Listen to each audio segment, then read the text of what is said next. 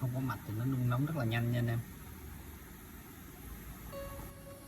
Chào anh em, nay mình làm cái máy hàng nhựa có cái mạch Timer, muốn chia sẻ với anh em.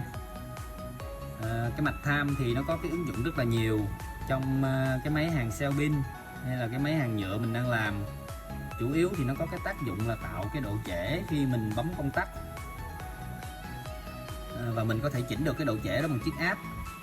Cái mạch này mình làm thì tất cả những cái linh kiện này chủ yếu là mình lấy ở trong cái âm ly hư cũ. Đa số tất cả là những cái linh kiện này nó đều ở trong cái âm ly hết nha anh em. Phần sơ đồ mình có để ở cuối video, anh em thấy hữu ích thì bấm theo dõi để mình ra nhiều video hơn. Cảm ơn anh em.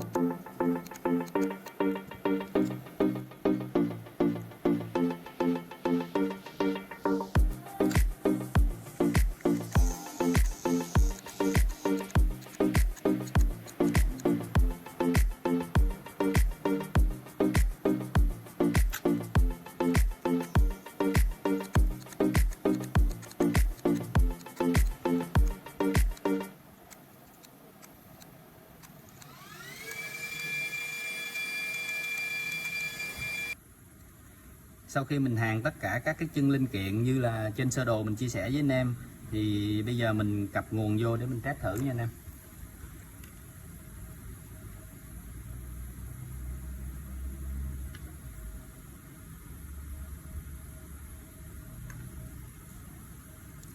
Con chiếc áp này là để chỉnh cái tốc độ, cái thời gian đóng cắt relay. Rồi mình nhấp công tắc, mình nhấn im luôn nha. Mình tăng thời gian lên, tăng nữa.